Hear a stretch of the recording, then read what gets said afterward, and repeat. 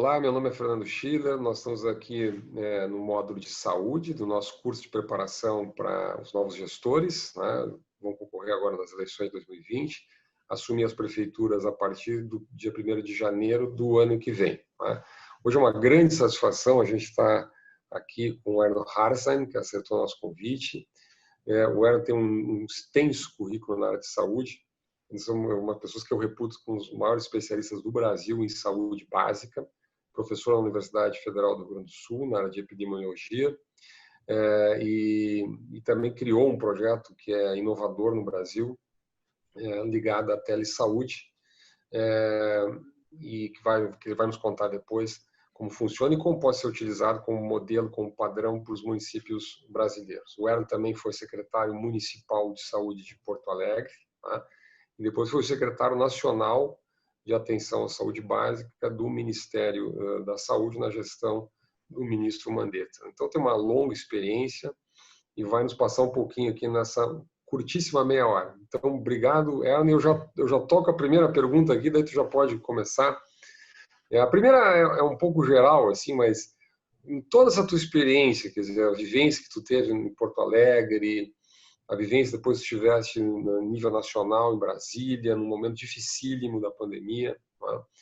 A reconfiguração do sistema de financiamento da saúde. O Erno também, aliás, depois eu vou perguntar para ele um pouco mais, mas ele foi o criador, do programa Médicos para Mais Médicos, né? Aliás, Médicos pelo Brasil, né? Agora, que é um programa também fantástico. Mas a minha pergunta para ti, assim, esses gestores que vão entrar agora, estão montando o plano de governo, estão pensando o que vão fazer com a saúde.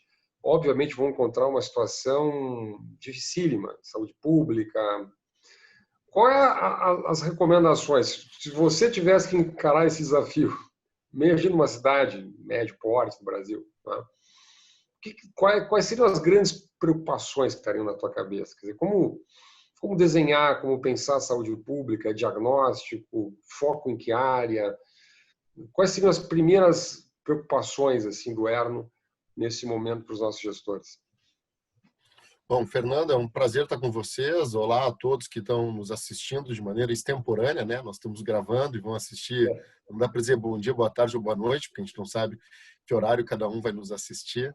Mas é um prazer estar aqui e poder dividir um pouco da experiência, né? Das coisas boas e ruins que a gente passa aí se aventurando no mundo da gestão pública brasileira, que é uma selva normativa, né, Fernando? Então, realmente é uma aventura, porque sempre tem uma norma escondida embaixo de um arbusto prestes a agarrar o teu pé, né?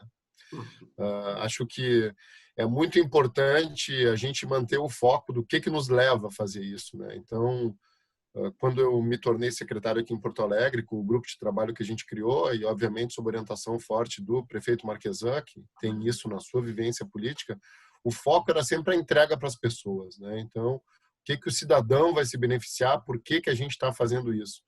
E é muito fácil no mundo da gestão a gente se desviar disso, né? São tantos atores chamando a nossa atenção, órgãos de controle, o mundo da política, a imprensa e tal, que não é muito difícil perder o foco e começar a olhar de maneira equivocada mais para atores que não deveriam ter, às vezes, o peso que querem ter, o que dizem ter, né? Então, acho que o foco é na população. O que a gente entrega de concreto para a população? Não é possível organizar um sistema municipal de saúde sem uma atenção primária forte. E atenção primária no Brasil significa estratégia de saúde da família. Então, eu olharia para o município e veria que cobertura eu tenho, né? Município pequeno, município médio tem que ter cobertura de 90%, de 100%, de 85%. Não dá para ficar satisfeito com coberturas inferiores a 85% de saúde da família em municípios de médio ou pequeno porte. Bom, não tenho isso, ou tenho isso. O que eu faço para alcançar essa cobertura ou para manter ela e qualificar? Tem que olhar a fundo as portarias do Ministério da Saúde. O Ministério da Saúde é um cartório produtor de portarias, né? Há um orgasmo gerencial a cada portaria que é publicada. Então, tudo é movido a portarias. E uma substitui a outra, né? Então, tem que cuidar onde está se buscando essa informação, mas o Conselho Nacional de Secretários Municipais de Saúde, né, o CONASEMS, é um órgão aí de associativismo dos secretários municipais de saúde que ajuda muito a entender o funcionamento do Ministério e as normas que o Ministério cria ou que já tem, né? Então, tem suporte para isso, né? E nós mesmos, na nossa gestão, mudamos várias portarias da atenção primária e a gente inovou completamente o financiamento da atenção primária. Para quem conseguir fazer um trabalho orientado por essas novas prerrogativas que dão muita autonomia para o gestor municipal, e esse sempre foi o nosso foco, aumentar a autonomia do município, pode ter um reforço muito importante no seu financiamento. E como a gente lançou o novo financiamento e em seguida veio o coronavírus, isso ficou meio batido, né? Porque o foco das pessoas obviamente mudou, ficou todo mundo centrado na pandemia e ninguém conseguiu aproveitar a oportunidade de uma ampliação de quase 25% do financiamento da atenção primária. Tem municípios que podem... Só explica um pouquinho melhor esse ponto, Erno, até para a gente vou dar um passo atrás, quer dizer, um resumo teu sobre o modelo de financiamento tripartite, quais são as variáveis que estão na mão do prefeito para melhorar, né, o padrão de financiamento ou não, quer dizer, quais são as variáveis de eficiência do sistema que ele tem, porque eu imagino que há a vinculação constitucional e tem algumas partes assim que são burocráticas, são transferências automáticas, assim, né? Uhum. Mas tem uma série, imagino que existe uma série de variáveis que estão sob controle da gestão, né? Então eu queria que você focasse um pouco nisso. Beleza. Na verdade, hoje, o financiamento da atenção primária está todo sob autonomia e gestão do prefeito e do secretário municipal de saúde e de suas equipes. Tá? O foco é o quê? Ampliar a cobertura. A cobertura é na equipe de saúde da família tradicional, que é essa formada pelo médico, enfermeiro, técnico de enfermagem e agentes comunitários. Mas a gente criou uma equipe mais simplificada, chamada equipe de atenção primária, que é uma dupla de médico e enfermeiro. O Saúde da Família é 40 horas para essas categorias profissionais. E essa equipe reduzida é de 20 a 40 horas. Então, o novo gestor pode olhar para a sua composição de RH, né, e perceber que ele cria equipes com pessoas que ele já tem trabalhando, que o Ministério não enxergava. Porque como elas não estavam na composição fixa e rígida do Ministério, elas não contavam como equipe. Então, agora ele pode compor equipes, né, com profissionais que já trabalham no município e realmente expandir a sua cobertura. O segundo foco é cadastrar a população. Isso ficou evidente na pandemia, né, Fernando? Se a gente não conhece a população, não sabe onde ela está, quando vem uma crise sanitária como essa, é muito mais difícil conseguir identificar aonde estão os surtos da epidemia, aonde tem uma maior condição de risco das questões de idade, de obesidade, de doenças crônicas que a população tem. Então, a gente transformou o financiamento que era por equipe a ser por pessoa cadastrada na equipe, por usuário, por paciente cadastrado na equipe. Cada tamanho, tipo de município tem uma meta a alcançar por equipe, com um foco principalmente nos mais vulneráveis. A gente cruzou os bancos de dados do cadastro único, do INSS, de quem ganha aposentadoria até 2 salários mínimos, e com isso paga mais por aposentados e por beneficiários do cadastro único, do BPC, do que por pessoas que têm uma renda maior, além de pagar mais pelas crianças e pelos idosos. Então, a gente criou um viés de financiamento por quanto mais eu cadastro a minha população vulnerável, socioeconômica e demograficamente, mais recurso eu tenho. A gente instituiu um incentivo por informatização das equipes, que nunca existiu. Então, se eu informatizo as equipes e tenho o prontuário eletrônico nelas, e o Ministério tem um prontuário eletrônico, que é bom, né? Não é o melhor do mundo, mas é um bom prontuário, e dá informação para o gestor tomar decisões, eu também recebo recursos a mais. Se eu me envolvo em atividades de formação de profissionais, como residência médica e residência de enfermagem, residência em odontologia, eu recebo mais pelas equipes que têm residentes, e eu não preciso ter um programa de residência no município, eu posso aderir a um programa de residência. Então, estados têm programas de residência, as escolas de saúde pública, as universidades têm programas de residência e buscam lugares para descentralizar a formação dos residentes. Então, eu posso fazer uma associação com centros formadores e ter residentes nas equipes, faz com que eu tenha profissionais altamente qualificados, ansiosos por crescer no trabalho, né? Que trazem um caldo de questionamento, de atualização clínica para as equipes. Então, sempre que tem residente, a qualidade aumenta naquela equipe de saúde e eu ainda ganho mais recursos financeiros por isso. A gente financia a saúde bucal, né? Então é importante aumentar a cobertura de saúde bucal, as equipes de dentista e técnicos de saúde bucal, e algumas outras questões específicas, assim, né? Como saúde do escolar, saúde das populações que estão privadas de liberdade, se tem populações culturalmente específicas, né? Quilombola, ribeirinha, também há um adicional, mas isso não está sob a autonomia do gestor, né? Ele tem essa população no seu município, isso seria mais automático. Além disso, a gente criou um pacote de pagamento por desempenho baseado num número bem pequeno de indicadores, focado nos principais desafios da saúde pública brasileira. Melhorar a saúde materna e infantil, melhorar o controle das imunizações. A gente vive uma crise de imunização, né, anterior ao Covid. Teve epidemia de sarampo no Brasil por redução da cobertura vacinal do sarampo.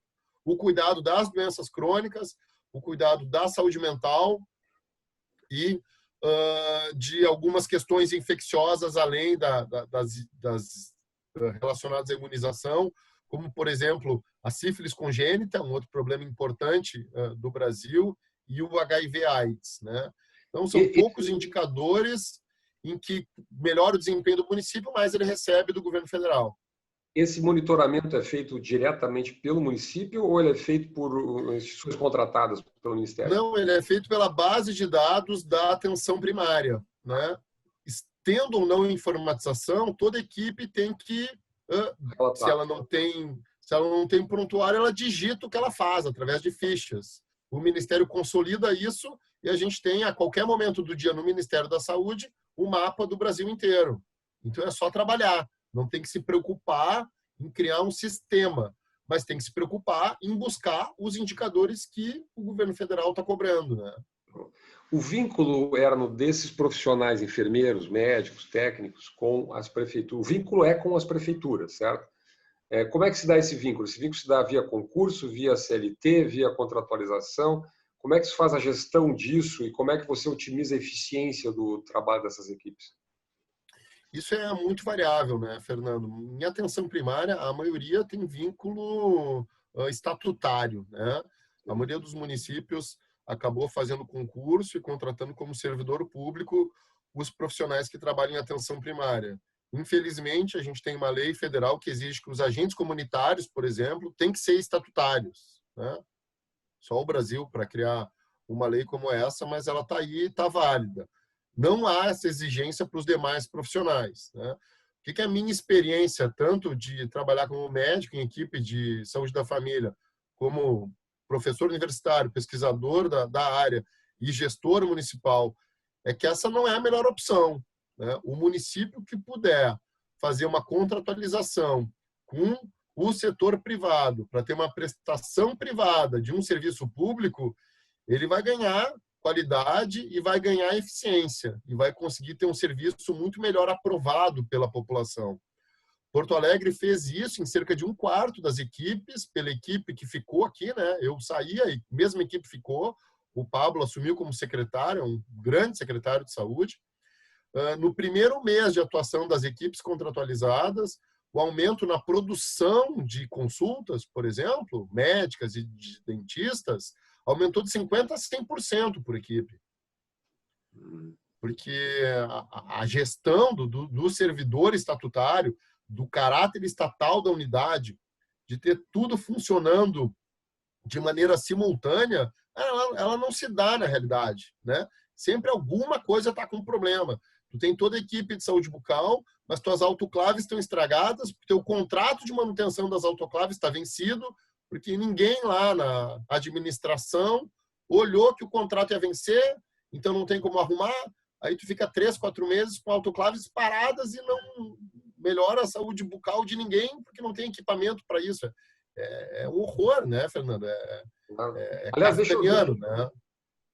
Deixa eu aprofundar um pouco esse ponto exatamente, porque eu acho que essa é uma grande lição, talvez, aí, um grande tema para os nossos futuros gestores, né? Porque eu imagino que boa parte nem imagine que tem essas alternativas à sua disposição, né? Que tem alternativas além do modelo tradicional de gestão direta, que exatamente tem esses problemas que o Erno está descrevendo aqui, que na verdade são parecidos com os da educação também, num outro plano, e com outras áreas de prestação de serviço direto. O Estado tende a ser um bom financiador, um bom macro-regulador, mas um péssimo ou um fraco gestor na ponta lá de serviços que requer exatamente dinamismo, desburocratização, tomada de iniciativa, enfim, capacidade de microgestão, né? Então, a minha pergunta para ti é assim, com base na tua experiência, quer dizer, quais são os melhores modelos? Quer dizer, isso vale para pós-saúde, para equipe de saúde da família, para unidades hospitalares, enfim, para tudo que implica gestão na ponta, né, contato direto com a população. Então, qual o papel que deve caber ao Estado, ao prefeito, ao secretário, não é? E qual o papel que pode caber, seja ao mercado, seja à sociedade civil, seja, enfim, organizações, e quais são as alternativas jurídicas à disposição? Porque muitos municípios têm leis de organização sociais, né? Agora você tem a Lei 13019, que é um mecanismo relativamente novo, relativamente pouco conhecido, 2014, que crescentemente tem sido utilizado. Então, eu queria um pouquinho a tua macrovisão sobre exatamente isso. Qual é o papel do governo, qual é o papel que cabe não ao governo e quais são os instrumentos jurídicos que tem aí? Eu tenho claro, né, Fernando, que a gente precisa de uma reforma administrativa profunda no Brasil, que vá além de uma reforma só da parte dos servidores públicos e da relação deles com o Estado, mas uma reforma do modelo administrativo brasileiro. O que eu mais sinto falta do não avanço aí da gestão federal atual, né? Não é à toa que no dia de ontem ou anteontem o Paulo Webel se exonerou, né? Eu trabalhei junto com ele na montagem da reforma administrativa na parte da saúde, né? A gente sugeriu mudanças drásticas na organização do SUS e elas foram vetadas internamente no governo, né? Por mais que elas tivessem muita substância, elas nem foram para a redação final que ficou na gaveta do Webel, né? Elas foram retiradas de lá por decisão do governo, assim, porque seria muito polêmico mexer no SUS, né? Eu tenho certeza que o Estado não pode fazer a microgestão na saúde, Fernando. Nem dos hospitais, nem dos centros de urgência, das UPAs, nem da saúde da família, nem de qualquer parte assistencial.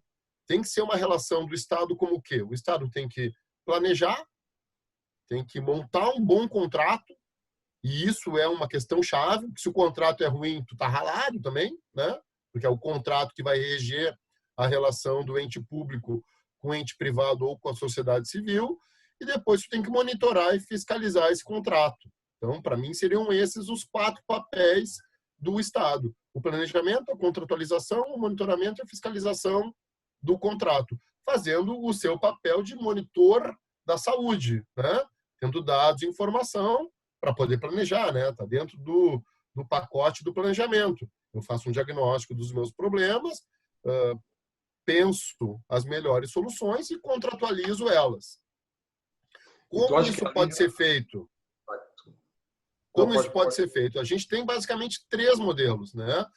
Pode ser um modelo de organização social, e aí, como tu bem disseste, eu preciso de um marco legal, ou estadual, amplo, ou municipal, né?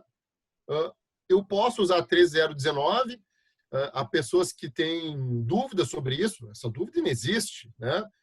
Ela não passa por qualquer avaliação de interpretação jurídica, né? Ela é plenamente utilizável em qualquer município, mesmo que não tenha lei de OS, não precisa lei nenhuma, é só usar a Lei Federal 13019 e contratualizar a organização civil sem fins lucrativos, né? Então, eu vou contratar filantrópicos ou OS, né? E eu posso usar a famigerada, ainda existente, né? E a única lei que rege a contratação do ente privado com fins lucrativos, que é 8666, e fazer processo licitatório. E nada me impede de fazer um processo licitatório para uma prestação de serviço. E nem tudo é a licitação que a gente imagina, né, Fernando? A licitação estrito sensu, né? Eu posso fazer vários tipos de editais de chamamento de entes privados com ou sem fins lucrativos, usando cada um desses 3 marcos legais, dependendo do que eu quero contratar, né? E de como eu vou pagar. Quando a gente estabelece pagamento fixo, num valor que está definido pelo SUS, eu não tenho competição de preço. Então, eu faço um modelo muito mais simplificado de certame, de escolha, né? Das pessoas, das instituições que vão prestar o serviço. Bom, se eu vou ter competição de preço, aí eu preciso de um modelo para isso, né? E acho que, de novo, né, é a minha experiência, o exemplo de Porto Alegre é muito bom nisso, né? Porto Alegre criou um hospital antes da reeleição da presidente Dilma, rapidíssimo, ele entrou por dentro da gestão do que é o PROAD. Acho que não vale muito a pena a gente explicar isso, mas é uma maneira que os hospitais de excelência, Moinhos de Vento, Sírio-Libanês, Einstein, HCOR, Hospital Oswaldo Cruz, prestam algum tipo de serviço para o SUS, em Porto Alegre, isso. Esse contrato, ele tinha um valor global bastante alto, chegava perto de 5 milhões de reais mensal, e a gente tinha um hospital de 60 leitos funcionando. A gente estudou o hospital, a gente estudou bem o tamanho e o custo da prestação de serviço, a gente fez um edital de chamamento com base na 3019, fez um contrato com 3 milhões e 600 mil reais de repasse mensal para uma instituição sem fins lucrativos, que duplicou o tamanho do hospital, o número de leitos, abriu o bloco cirúrgico, abriu o leite UTI, quadruplicou o número de exames de imagem, que é um gargalo na gestão municipal, ecografia, tomografia, vira uma lista de espera infinita, isso, e com um contrato que conseguia pontuar o que era a necessidade. Foi o grande pulo do gato assim desse contrato. Em vez da gente ficar fixo no modelo que o Ministério da Saúde propõe para contratos, em que a gente paga por procedimento, a gente deu pontos aos procedimentos e a gente pontuou o que a gente mais precisava. Ecografia costuma ser paga com um valor bem baixo, mas é uma escassez no mercado público. Então, a gente pontuou muito mais ecografia no volume global do contrato. E como é um contrato de volume global, a gente compõe a pontuação dentro dele. Então, o que mais a população precisa, mais pontos tem. Com isso, o prestador equilibra suas contas e tem um contrato que possibilita que ele trabalhe com qualidade, e o gestor municipal consegue, através de um contrato global, ofertar para a população o que ela mais precisa. Uma pergunta nessa linha, Erno, assim, imagina assim, pensa num prefeito que está numa cidade pequena, média, né? Porto Alegre, Belo Horizonte, Brasília, sei lá, São Paulo, óbvio.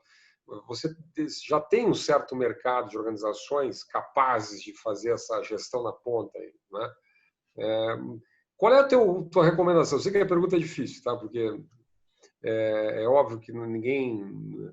Isso tem que ser criado em grande medida no Brasil, né? Mas para um município de pequeno médio porte, você não tem essa oferta, você não tem um mercado de organizações sociais, de instituições civis lá.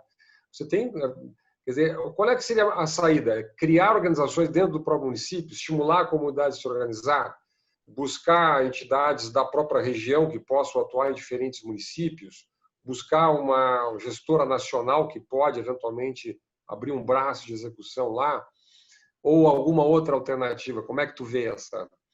Porque eu imagino que o grande segredo para esse modelo funcionar é você ter bons executores lá na ponta, bons parceiros privados, né? Óbvio, além de ter bons contratos, bons modelos de controle, etc., bons indicadores, né? Claro, não adianta ter um bom contrato e contratar um mau parceiro, né? E tudo é humano, né, Fernando? Então, tem organizações sociais de alta qualidade e outras que têm baixíssima qualidade. Inclusive, não tem nem comprometimento com o contrato que assinam, né? Mas aí eu acho que tem uma saída. Tá? A gente tem um sem número de instituições filantrópicas ligadas à área da saúde no Brasil, inclusive em municípios pequenos. E certo que tem sempre em municípios médios, que podem ter uma responsabilidade regional, que passam por inúmeras dificuldades financeiras. as santas casas, para usar um termo não genérico, né? Que é como a maior parte delas acaba se chamando, passam por uma crise fiscal, que é a crise.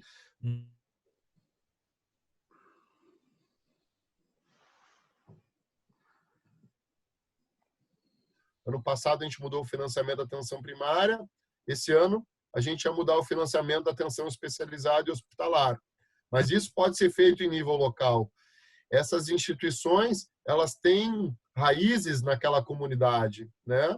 Elas têm uma responsabilidade. É muito difícil que elas entrem numa aventura, né, de má fé, ou numa aventura em que o gestor oferece algo que não dê para cumprir.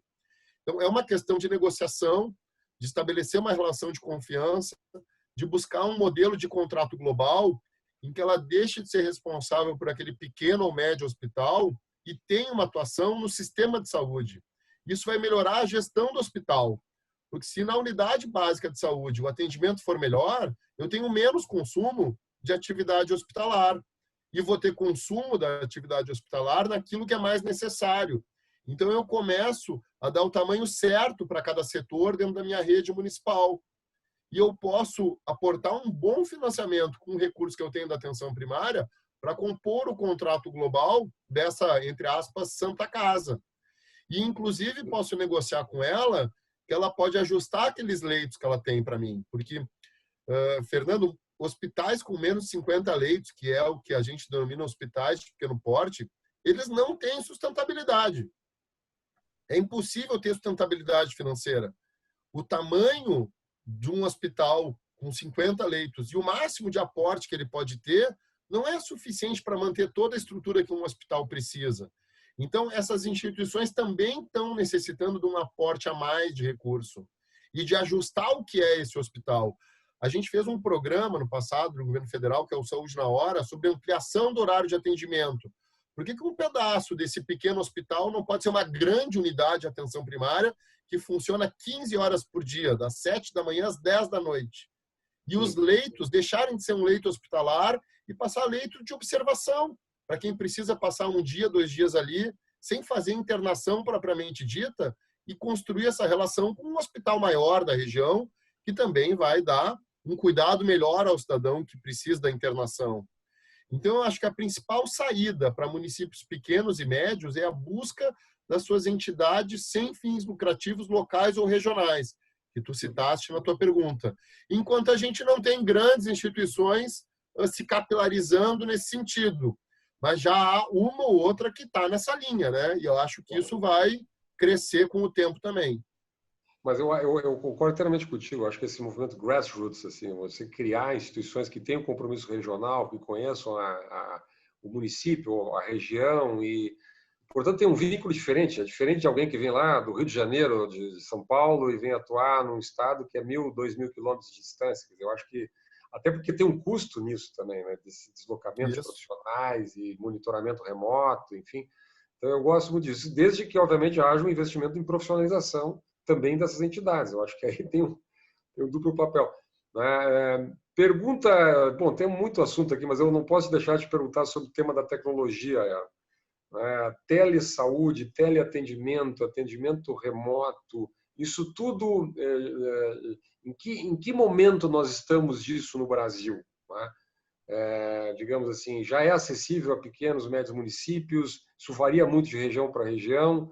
O que um prefeito deve pensar no tema do uso da tecnologia, da saúde remota, do teleatendimento?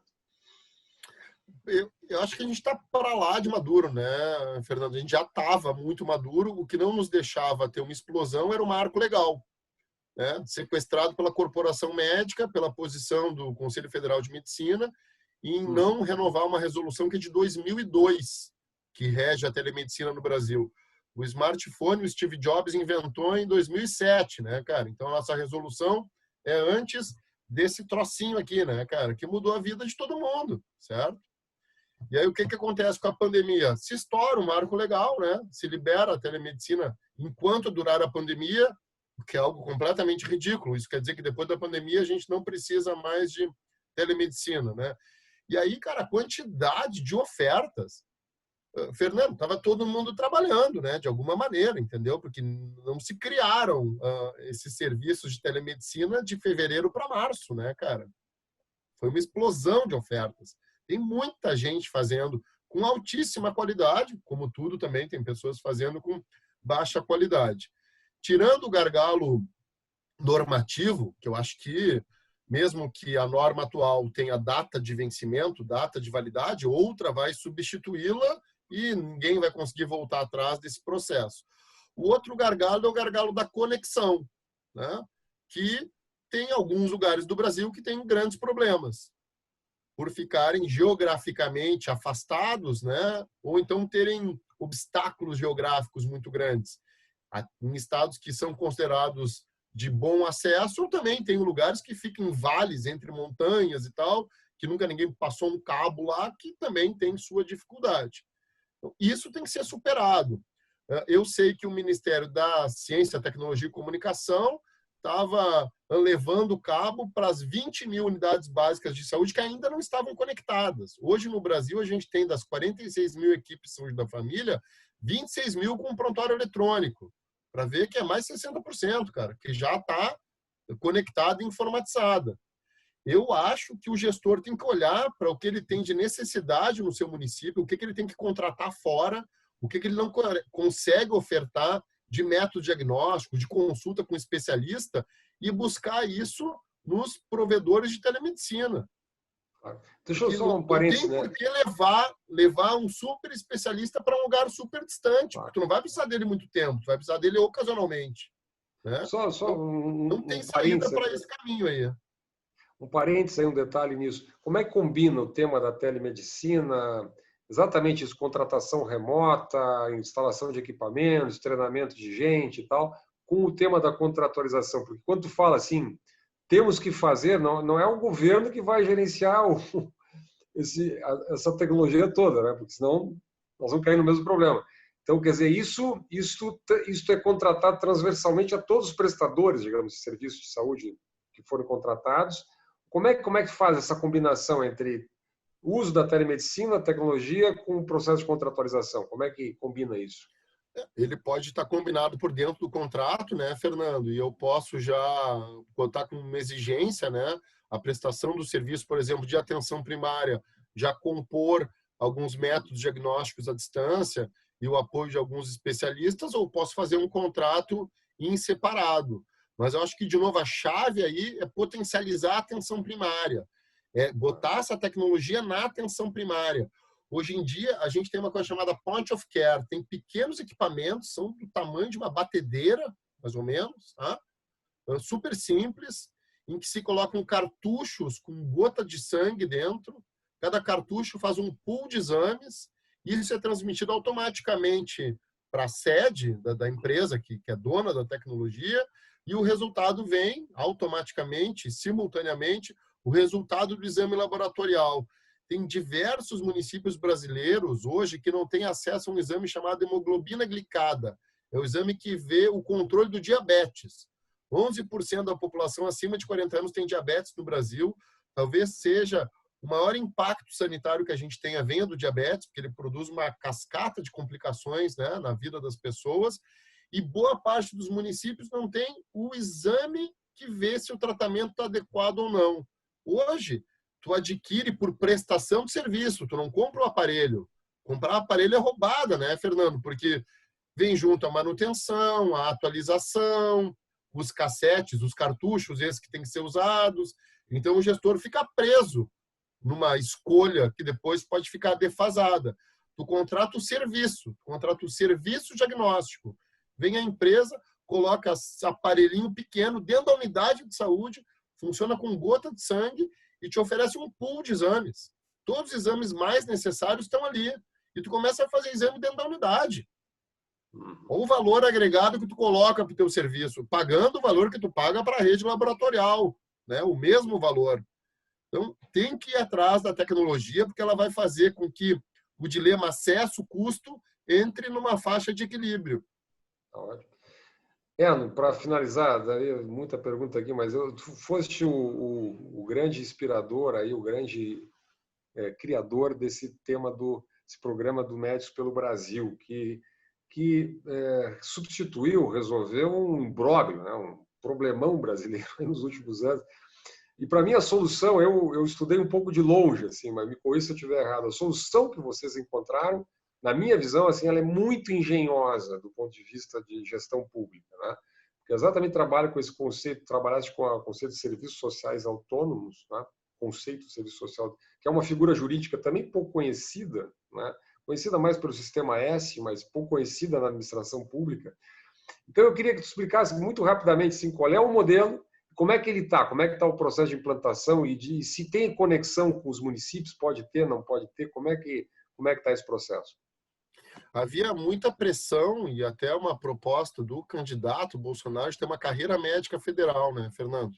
Isso. E imagina se a gente tem dificuldade com os médicos municipais, né, estatutários municipais. Imagina eu contratar em Brasília 18 mil médicos, servidores públicos, espalhar eles pelo Brasil, o que ia acontecer, né? Eu não tenho dúvida que seria um fracasso, entendeu? Que a gente teria filas de pedidos de transferências que seguiriam os caminhos mais esdrúxulos da gestão pública, né, e dos favores e tal, e a gente ia ter sempre lugares sem médico, porque ninguém nunca ia querer estar lá, né? Então, a gente tirou isso do ambiente da gestão estatal, criou uma agência, a DAPS, Agência do Desenvolvimento da Atenção Primária, que é um serviço social autônomo, que contrata CLT, que faria também, ao mesmo tempo de contratar profissionais, especialização em larga escala em medicina de família. Nós temos 3 mil médicos de família no Brasil hoje, 6 mil, e a gente precisaria ter 50, 60 mil só para cobrir o SUS, né? Então, olha o gap que a gente tem que avançar. No desenho que a gente fez, a gente chegaria a 10 mil médicos de família formados por ano. Então, em 4, 5, 6 anos, a gente resolveria um gap que tem 30 anos de existência, né? Esses contratos dos profissionais seriam por CLT e eles teriam incentivos financeiros e de carreira dentro dessa posição na agência em se dirigir para lugares menores e mais afastados, né? E também teria uma questão de mérito. O primeiro colocado na seleção pública por prova escolheria, o último não escolhe, né? Mas é um bom salário, é um bom atrativo, tem o atrativo da formação e colocaria médicos nos municípios mais vulneráveis. A gente fez uma medida provisória, ela foi votada, foi aprovada, com algumas pequenas mudanças no parlamento brasileiro. Foi editado o decreto pelo presidente Bolsonaro em fevereiro e a gente criou a agência em abril, né? Deu posse para a diretoria em abril, ainda na gestão Mandetta. E aí parou, né? Ela parou, essa diretoria tomou posse, mas nenhum passo mais foi dado. Eu acho que há uma questão política a ser resolvida dentro do Ministério, por saber quem vai ficar na gestão dessa agência, né? Mas ela tem que andar, né? A nossa previsão era estar com uma seleção agora, em julho, nós já estamos em agosto, né? Uma curiosidade muito rápida, por que vocês não optaram, nesse caso, pelo modelo OS? Por que foi o modelo da agência do Serviço Social Autônomo? Porque a gente não poderia montar uma OS, né? A gente teria que contratar OSs. Sim. E a gente não acha que teria condições de ter algumas, porque não seria uma, mas algumas OSs no tamanho suficiente para conseguir dar essa escala. Porque poucas são grandes hoje no Brasil, né? Uma questão de escala e complexidade, digamos assim, do processo todo. E um pouco pelo que tu disse antes, né? Esses parceiros que existem no tamanho, na quantidade, há um número em quantidade e confiabilidade suficientes para isso, o número é muito restrito. A gente tem um instituto de OSs no Brasil que tenta selecionar, na saúde, né? Se chama IBROS, que tenta selecionar as OSs que tem qualidade na prestação de serviço, e ele é composto por um número bem finito de OSs, né, Fernando? Claro. Não, tranquilo. Não, é mais ou menos. Erno, olha, fantástico, você é um craque, e queria te agradecer muito. Obrigado. Aqui. Mas o craque é tu, né, cara? Eu sou só o perguntador aqui, o curioso. Não, e parabéns pelo teu desempenho na Prefeitura de Porto Alegre, parabéns pelo teu desempenho no governo federal, que é reconhecido por todos. E vida longa para tua carreira pública aí, porque o Brasil precisa de pessoas como você. Dito isso, te agradeço, tá? E até a próxima. Fernando, muito obrigado e desejo sucesso a todos que estão nos assistindo aí, que façam ótimos planos, né, para a gestão, que ganhem as eleições e que apliquem esses planos e que a gente mude para melhor a saúde do Brasil. Muito obrigado.